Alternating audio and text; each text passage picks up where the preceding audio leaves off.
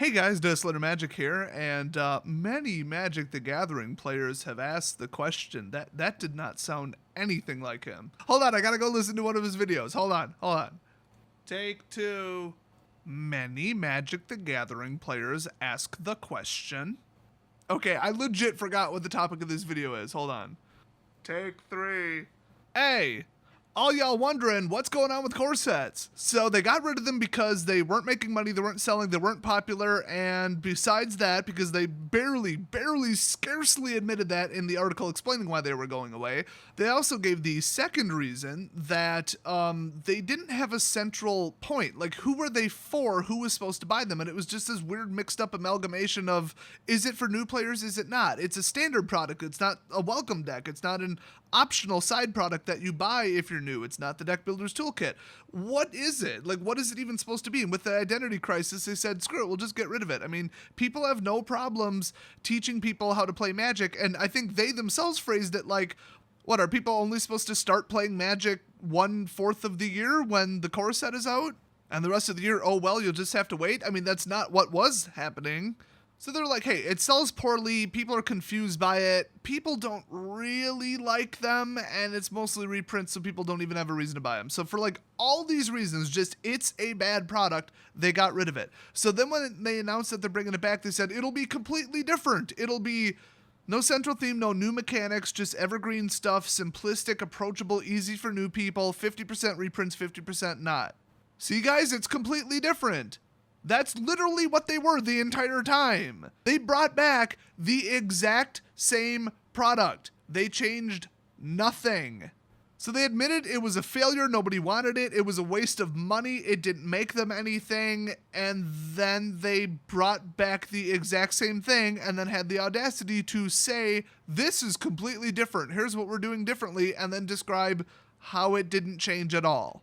And then everybody saw the list and they're like, oh, Scapeshift, Crucible, and a couple Planeswalkers. Okay, like combat-worthy Planeswalkers, and 5 Planeswalker decks instead of 2. Okay, I mean, reasons to pick it up. You know, Wizards is not being stupid lately. They're not just being careless, where they'll just throw out a product that they know is bad. If they know it's bad, they're going to try to do something to add a reason to buy it. I mean, look at Battle Bond. Oh, it's just a throwaway side set. Who cares who buys it? We just do it for fun and for something different. If it doesn't make money, it doesn't make money. Hell no. Look at the money they put in there. They put like Eternal format staples. There are $30 cards in that set. I mean, that thing was literally Eternal Masters 2. It wasn't just a who cares throwaway set, you know, where just it's not intended to be the best selling one ever. No, every time they release a product, they want to make the maximum amount of money on it. Big surprise, that's how basically every company operates. And I mean, this ain't new. I mean, Birds of Paradise and Conspiracy 2, you think they put that in there just because it helped out everybody so much? No, it's for value. So they're low value, low power crap with no central mechanic to build off of. People only wanted individual singles. All the stores got stuck with them and everybody hated them. What changed with M19? They put some Commander and Vintage and Legacy staples in it. Oh boy, valuable reprints. Woo. I mean, I shouldn't brush it off as nothing. It's literally what's propping up Battle Bond. And the master sets, duh. It's not a bad strategy, it's just here's the problem. You can't put in, fetch lands anymore. Fetch lands are never going to be in standard again. No way. They made that mistake, and they are not going to make it again. I mean, then again, this is Wizards. They'll do whatever the hell they want. They are capable of anything at this point. I just don't think they will. It's such a selling point and such automatic value. In a Master set, they're probably going to put fetch lands in Master sets, and that's it. And now there's 2 of them per year minimum. So anyway, okay, so they put Crucible and Scapeshift in M19, and that was supposed to be the big seller because the packs are $3.99 and those cards were what, 30 and 50? Well, not no more they're not, but I mean, that ain't news at this point. I told you guys before it happened that they would drop this far, and they're not done dropping, trust me. The only thing preventing Scapeshift right now from being a $5 card is the fact that nobody opened M19. And no joke, okay, my vendor is stuck with every warehouse. Every warehouse they have has, I'm not going to give the numbers, but a lot of M19 left. Like to the point where if I was like, hey, back the truck up, I need a pallet, I could probably order it. And look how long ago it came out, okay? That's not normal, and this isn't a resupply. They never did run out. What appears to have actually happened was I ordered what I wanted, everybody else ordered what they wanted, that's what they got. But, let's say they got in, I don't know, 1 million boxes. Well, they sold like 800,000, now they're left with the rest. I mean, those are completely made up numbers, but that's basically what happened from what I can tell. Because like I said, they never ran out. Battle Bond, they ran out on like, what, day 1? So it's bad. It is really bad. It is as bad or worse than an M14 or M13, M12, which were all just really hard to sell, very unpopular, very stuck on the shelves, very cut the print run off early kind of set. So the reason for the poor EV is you can't just throw in, like I said, huge staples, just guaranteed money staples where you could just sell them to death and who cares, like Fetch Lands, Birds of Paradise, all that. Well, birds, you could probably get away with birds, but other stuff that's just so stupidly powerful, you can't just throw Tarmogoyf in M19, okay? If you did, it would probably sell really well, but you can't do that.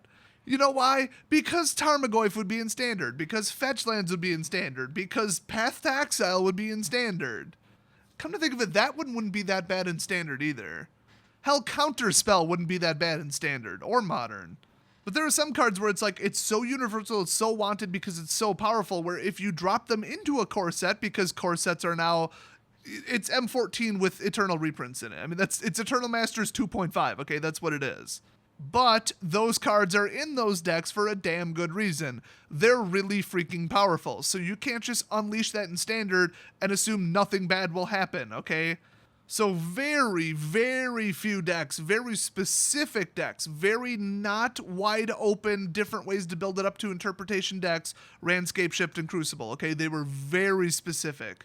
What happens when you take a card like that where it's the central card? Like if they took like a Splinter Twin and put it in M19, and then you print it at standard print run volumes, there's more standard players than there are any other format, okay? And once you've built $1,000 deck in Modern or Commander, you've either built it or you don't. I mean, you either already have it or you don't. You're not just like, oh, I can't wait for them to reprint Scapeshift because as soon as they do, I'm going to build that deck. There are not like 200 or 300,000 people saying that, which is ballpark in the neighborhood of what the print run would be for those. It's too unique, it's too obscure, and it only fits in like 1 or 2 decks for both of them. I mean, Crucible, that one was a little bit more creative, but still. So they completely failed in their plan to make it another reprint set, to secretly sneak in Eternal Masters in years where there's already 2 Masters. By the way, they're about to announce what the next Masters is probably within a week, so I'm looking forward to that. Oh, and I got some potentially leaked information. I'm pretty sure this isn't public yet, but it's also not confirmed. Commander 2018 is going to feature Planeswalkers as the commanders. I'm going to look really stupid if that information was already made public. Anyway, just fun little rumor tidbit for you there. Wizards, if you want to know who my source is on that, it's your mom. So anyway, you put anything really, really good in a core set, and yeah, it maintains its value. You put in like 3 huge modern staples and great, but then they're in standard. That's why you can't just revive core sets because you wanted to, because they did feel an important need of reprints. I mean, you know, they did have a reason to bring it back, like functionality-wise, but as a product, it's still crap. You can't just drop power into it and just be like, oh, well, reprint set. You can't do that. You can't make it a Modern and Commander and Vintage and Legacy reprint set, and then, oops, it's also legal and standard. That doesn't work. But you also can't go the other way with it. You can't put in Crucible and Scapeshift and be like, yeah, $50 cards. I'm sure it'll stay there. They're not going to stay there. And in a 280 card set at Mythic Rarity, they're not going to carry the set based on their EV either. You got to print closer to like 10 value cards, bare minimum, at least half of which would preferably be at the rare slot instead of Mythic. That will prop up the value enough to where people would be like, it is worthwhile to buy and open this core set. I have a reason to do it. It's because jackpot cards. And that's why, by the way, I said they're going to bring back, not expeditions, what the hell do they call these? Masterpieces in M19. I thought this is the perfect time. It's the perfect set because it's going to be such hot garbage on release. Oh, look, I was right. I thought they're going to bring back some high-valued masterpieces, and that will prop up the value of the set. I guess not. I guess they're going to choose to lean on obscure, like, legacy cards or whatever. Okay. So they have no option. There's no way to make core sets valuable without ruining standard. It just can't be done. There's no logical or strategic way to make this work. So, many Magic the Gathering players have inquired the following query. Who's got the English degree now, bitch? That wasn't the question. The question was, will they continue to print core sets or will they immediately cancel them again? Well, I mean, honestly, if it's supposed to be once per year, theoretically they're already done with core set 2020, which of course comes out in 2019. I mean, they're either like half done or fully done or finalizing the design of it, because they're basically done with the Ravnica ones at this point too. So the real question is, will they cancel it after M20? Now, you might be expecting me to say, my guess is no, but my guess is yes. I mean, they brought this back, they gambled, and taking it away again just because one single set bombed, and honestly, so will M20. That would be admitting that they made a mistake, that they were correct in removing it in the first place, they made a mistake, and they now need to recorrect it, and just have a general sense that they don't know what they're doing. Like, as if their customers don't already have that impression. Yeah, no, nobody thinks that right now. Everybody thinks they're geniuses and all their decisions are great.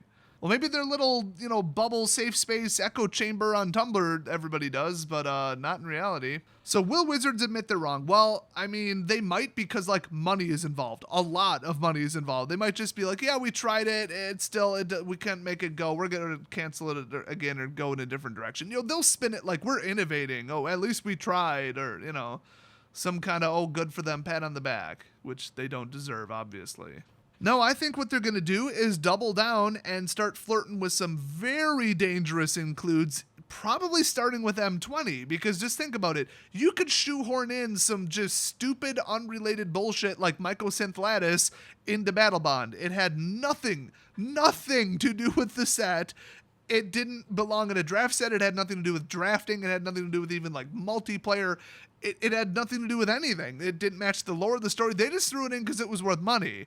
It's a great include for that because it needed to be reprinted and it had no effect on the set whatsoever. So they could throw Mycosynth Lattice in M20 and who cares? I mean, it's going to have next to no impact, if not no impact on Standard. It's not just going to change everything. But I think they're going to start flirting with cards that aren't Scapeshift and Crucible and Mycosynth.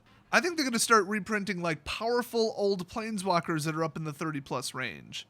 Or they'll put Birds of Paradise in there. No problem with that. It's a glorified Elvish Mystic. I mean, it wouldn't completely change Standard. It would just let green players generate extra mana.